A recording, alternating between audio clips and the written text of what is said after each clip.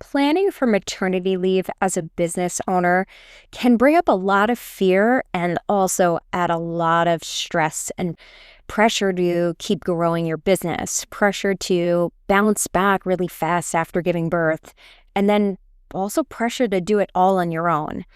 If you've ever wondered whether your business can grow without you, or wondered if taking more than a few weeks off makes you less ambitious or committed, or believed that no one else could possibly step in and do what you do, you are not alone. I believed all of these too. In this episode, we're going to bust the final 3 maternity leave myths that keep entrepreneurs stuck in hustle mode so you can finally step away without losing progress, profitability, or your peace. Hi, I'm Christina Hall, 6-figure business owner and mom of 2. I've taken 2 very different maternity leaves as an entrepreneur. The first time I worked round the clock trying to prepare my business, but in the end, it still relied heavily on me. The second time, I built systems and a team, and my business actually grew while I was gone. And I've helped countless other entrepreneurs do the same. This is part 3 of my 3-part series where I'm breaking down the 9 biggest maternity leave myths that keep pregnant business owners overwhelmed, overworked, and underpaid.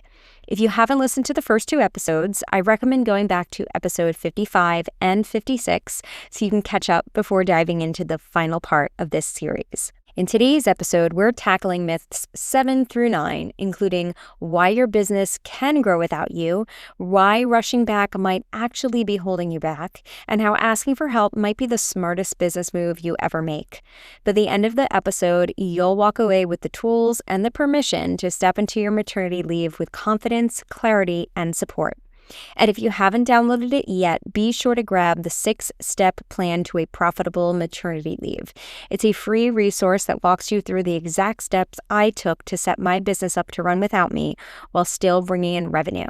Just click the link in the show notes to download your copy and start planning your stress-free, scalable maternity leave today. Before we dive into today's myths, I want to share a quick moment from my second maternity leave that completely changed how I viewed growth as a business owner. So one afternoon, I was nap-trapped, holding my son after he fell asleep drinking his bottle. And so I did what any of us might do in that moment. I quietly reached for my phone and I casually pulled up our enrollment dashboard. And I was totally blown away by what I saw. We had brought in 13 new students in 30 days, all while I was home on maternity leave. I couldn't believe it. I was totally shocked in the best way. I felt this huge wave of pride, not just in myself, but in my team and the systems we'd built together. And that was the moment I knew it's not just possible for your business to grow without you. It's inevitable when you build it right. And I want that for you too. All right, lie number 7. My business can't grow while on my leave. Do you believe that growth has to pause while you're on maternity leave? That unless you're hustling 24/7, your business will flatline or fall behind? I used to believe that too until I proved myself wrong. For years, I believed my business couldn't grow without me because honestly, it never had. If I wasn't working long hours, growth didn't happen. So of course, the idea of stepping away and growing felt impossible. But your business doesn't grow because you're constantly present. It grows because you built the right systems, team, and structure that allows growth to happen without you. My biggest fear, especially going into my second maternity leave, was that I wouldn't be able to pay myself because I wasn't able to pay myself during my first maternity leave. Everything changed when I started working with coaches. They all had much bigger businesses than me, and they showed me what was possible when you stop doing everything and you set up your business in a way that it can run and grow itself. And that's when I started believing I could actually build something bigger than me. So while I was on my second maternity leave, my revenue grew by 40%. And this is exactly how I did it. So I set up a paid marketing funnel. I used Google Ads in particular. And before I went on leave, I tested it and I refined it and I made sure it was working extremely well. It had a really high conversion rate. I also trained my admins to handle sales calls and convert the leads that were coming in into intro lessons. Then I trained my teachers to convert those intro lessons into full-time students. So I basically wrote down all of the things that I would do when I had intro lessons and how I converted them into full-time students at a very, very high percentage rate. And then that is exactly what I trained my teachers to do. I gave them all of that insight and those tips. Then I built a client onboarding experience that completely wowed our students. And then I gave my team all of those steps so that they were able to execute it entirely. Now, the timing of my maternity leave was during the summer months, and when I would be returning from my maternity leave was when the school year began, which is a really, really big time in my business. And the summer is when we do our campaign for school year enrollment. So because I knew I was going to be taking time off, I scheduled our open enrollment email campaign before I left. I wrote everything out and I scheduled it in our email service provider so that was taken care of. And then my team could just carry out booking all of those new enrollments. And then another major thing that I did is I switched to a monthly membership model. This meant that we were getting recurring monthly revenue. And the last thing I did was I delegated virtually every administrative piece of the business to my admins. That way I didn't have to worry about anything while I was on leave. And the result was we brought in new clients every week during my leave. As I mentioned before, our revenue increased by 40%. So basically, my business didn't just maintain itself, it grew all while I was home. Now, you don't have to figure this out all overnight. Just start small. Maybe you want to start with the marketing funnel, how you can really dial that in and make sure it's super optimized. Every step you take gets you closer to a business that not only survives without you, but thrives. If you set things up ahead of time, your maternity leave can actually skyrocket your progress. Growth doesn't always mean grinding harder. It can mean more clients or more revenue or simply more freedom. And trust me, freedom is growth too. So don't believe the lie that you have to pause your progress while you take maternity leave. You're not just allowed to rest, you're also allowed to scale. Lie number 8.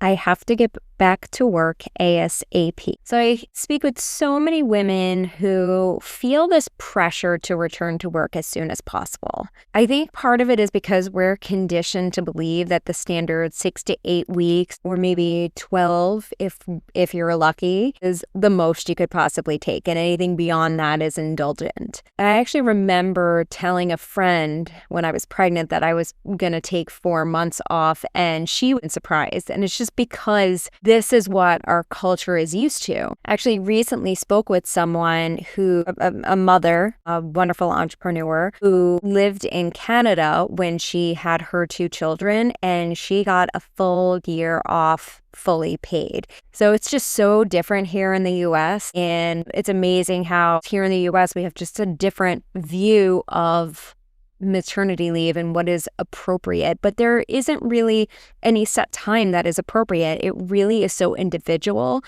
And I want to encourage you to think about what's going to work best for you. I know myself, I also felt a lot of guilt around taking a maternity leave. And I was a little bit nervous that my team would feel like I was taking advantage, or that people around me would view me as lazy or spoiled to be able to take 4 months off. If you relate to that, I do want to reframe that fear that our team is going to feel like we're taking advantage, because honestly, they're going to love that you respect them enough to handle things on their own, and they will also just relish in that freedom that they have to do things on their own without you overseeing everything. As far as being lazy or spoiled, nothing about motherhood is lazy. If people do actually feel that way, then let them, because It's more important that you do what works best for you. Because honestly, taking 4 months off was one of the best decisions I made. I got to be present for that 4th trimester with each of my babies. I got to bond with them, and I got to fully recover physically from my C-sections. It also helped me realize how freeing it is not to be glued to your business every day, and how refreshing it feels to step away and just be. Now, one of the benefits of taking more time off than less time is you have some space from your business to dream up and envision new opportunities for your business. So I didn't personally have any kind of creative revelation while I was on leave, but I did notice that when I returned, I had a lot more energy and excitement, and it led to me launching a few new offers in the business. I launched a musical theater class, a summer camp, and then also some holiday programs for the kids when they're off from school. And I don't know that I would have had the same drive and the creativity to create these new offers had I taken just the bare minimum of time off. So there really is power in giving yourself some space from your business. And I want to encourage you to give yourself more time than you think you need, because you could always return sooner. And it's also important to brainstorm what you want your role to look like when you return. Because when you go on leave and your business is running on its own, your business won't need you as much when you return. So now you have this opportunity to redefine your role. Think about the things that light you up, that are really in your zone of genius, because those are the areas where you want to focus on when you return. So please consider taking a longer maternity leave, as I really do think it's a powerful way to reset, rest, spend some quality time with your newborn, and then you can come back refreshed and ready to take on your next new challenge in your business, now in your new role. Line number 9, I have to do it alone. Now, this is something that I struggled with even well before maternity leave. In fact, when I opened my business, it was something that I already struggled with. So my dad was a CFO, and growing up, he always shared how difficult it was to find reliable employees that could do the jobs that he did. Because of this, I had this belief that if I wanted things to be done right, I had to do them myself. But that really stifled my growth, because I'm limited to 24 hours in a day, 7 days a week. And then once I started building a family, that time became even more limited. So for that first decade of my business, I rarely asked for help. I was really afraid to hire and even more afraid to spend money on coaching. So it was sometime after COVID. We had lost a lot of students during COVID, and I was seriously considering just closing the business and doing something else. But I saw an ad for a coach who specifically helped music school owners with marketing, and I was skeptical, but I just kind of felt it in my bones that it was something that I needed to do. So I took a leap of faith and I joined his 6-month program, and it completely transformed my business, because for the first time in my life, I had actually learned how to market. Up until that point, I was relying on word of mouth. He helped me create a Google Ads funnel, and we doubled our enrollment in a very short period of time. And that was when I first realized the power of hiring a coach. Here I was so worried about this financial investment, but then I earned that money back very quickly, and then some. And now I had this skill that I could take into other areas of business as well. And then I was hooked after that. I started going to some other coaching programs, and that's what really helped me start to step into the role of being a CEO.